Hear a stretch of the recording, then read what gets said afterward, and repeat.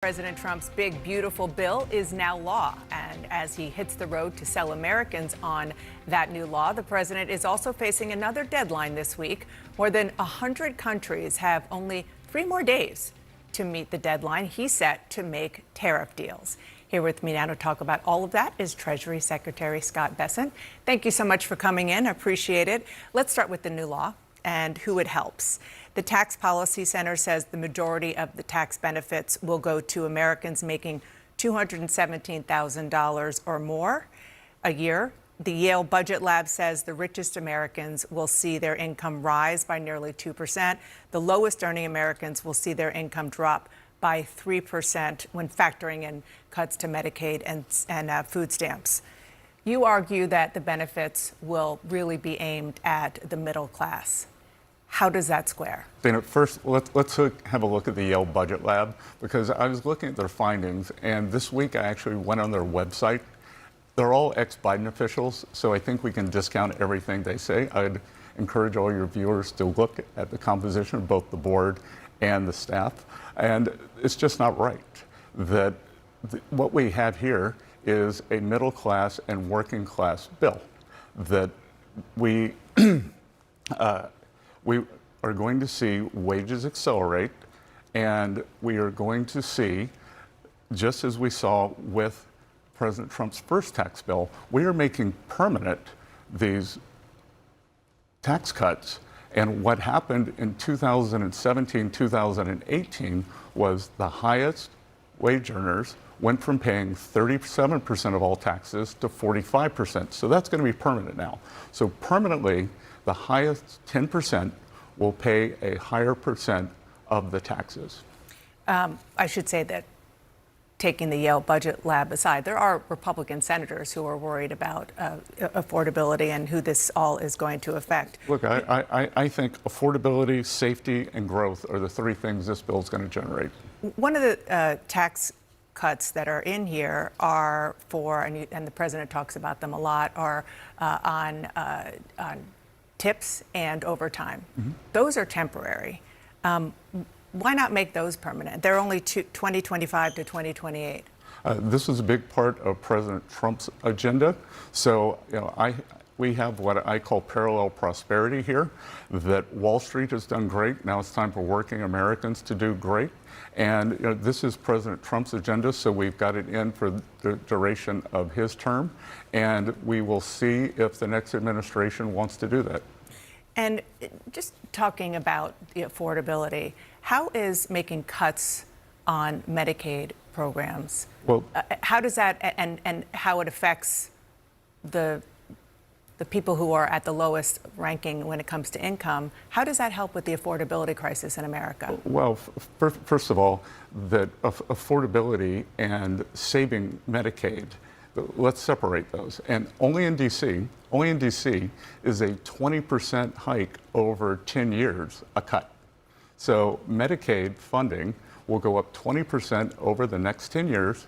The people who Medicaid were designed for, the pregnant women, the disabled, and families with children under 14 will be refocused. The able-bodied Americans are not vulnerable Americans. So a work requirement or a community service requirement, that's very popular with the public, and many state programs have that now. It might be popular, but it's not what the president promised. The president promised that there would not be changes to Medicaid benefits, and putting a work requirement is, by definition, a change to benefits. No, there are no change in benefits. There's a change in requirements to get the benefits. And what we are doing, we are bringing back manufacturing jobs. We are bringing back working class jobs. By securing the border, we have already seen working class wages move up. So we are creating jobs. People can get off Medicaid and get a job that has good health care benefits. In theory, that works, but I'm sure you've seen and heard a lot of the concern, including and especially from Republicans who are the most vocal in Congress, about the fact that those work requirements are going to be very cumbersome to actually prove, and it will inevitably force the people who need that Medicaid coverage off the rolls? Well, first of all, it's the Republicans are not the most vocal on this. It is a group of Democrats who unfortunately seem to think that poor people are stupid.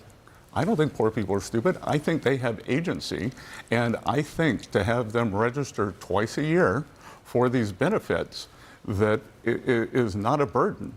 But these people who want to infantilize the poor and those who need these Medicaid benefits are alarmist. Yeah, but my impression of the Republican Party is that historically you've wanted to cut through the red tape and not create more red tape. But I do want to move on because no. But we've also wanted to put in work requirements, which somehow that was very popular under Bill Clinton, was popular under President Obama, and this Democratic Party blew out the deficit in 2020, and they never want to bring it back. But work requirements even poll well with the median Democratic voter, maybe not the fringe. Let's talk about tariffs. President Trump gave countries a 90-day pause on the sweeping tariffs he put in place back in April. That pause ends in 3 days. What happens on Wednesday? We'll see. I'm not going to give away the playbook because we're going to be very busy over the next 72 hours. President Trump's going to be sending letters to some of our trading partners saying that if you don't move things along, then on August 1st, you will boomerang back to your April 2nd tariff level. So I think we're going to see a lot of deals very quickly. And Dana, we're going to send out probably 100 letters to small countries where we don't have very much trade. And most of those are already at the baseline 10%. But you said August 1st.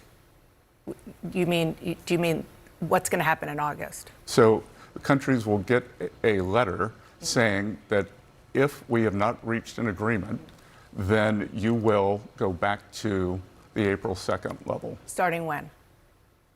On August 1st? On August 1st. Okay, so there's basically a new deadline. It's not a new deadline. We are saying this is when it's happening. If you want to speed things up, have at it. If you want to go back to the old rate, that's your choice. When you say that there's going to be a lot happening over the next few days and you don't want to give me the playbook, is there a playbook? Sure. The playbook is to apply maximum pressure. We saw that the EU was very slow in coming to the table. 3 weeks ago on a Friday morning, President Trump threatened 50% tariffs, and within a few hours, 5 of the European national leaders had called him, and Ursula von der Leyen, the head of the EU, was on the phone, and the EU is making very good progress. They were off to a slow start. The president said some countries could end up with tariffs as high as 70%. Which countries is he talking about? I think you'd go back and look at the April 2nd levels. But again, none of those are major trading partners. There are 18 important trading relationships that account for 95% of our deficit. And those are the ones we're concentrating on. Are you close to any deals before Wednesday? I know you're talking now about August 1st, but where are you on we are close to several deals. As always, there's a lot of foot dragging on the other side, and so I would expect to see several big announcements over the next couple of days. Can you name names? I'm not going to name names because I don't want to let them off the hook. Okay. When you talk about these letters and you talk about kind of the 90 deals in 90 days, or at least the president did back in April, so far that we've seen 3, and they're not concrete deals the way that we're used to seeing trade deals. They're frameworks. Mm-hmm. The president has a reputation, self-described deal maker. So why haven't we seen the kind of deals that he promised in the last 90 days? Again, he didn't promise this, and when we send out the 100 letters to these countries, that will set their tariff rate. So we're going to have 100 done in the next few days. And but that's not a deal, that's a threat. No, that's the level. That's the deal. If you want to trade with the United States, this is. But that's not a negotiation. That's just a many of these countries never even contacted us. So that's the thing about being the deficit country, Dana, is when you are the deficit country, you have the leverage. These are surplus countries that they have exported more to us then we export to them. So we have the leverage in this situation. You know, when I talk to small business owners, both doing interviews with them and just in and around in my life interacting with them, I have not met one who has not said it's the uncertainty with the tariffs that is making it so hard for them to do business because they're kind of frozen in place.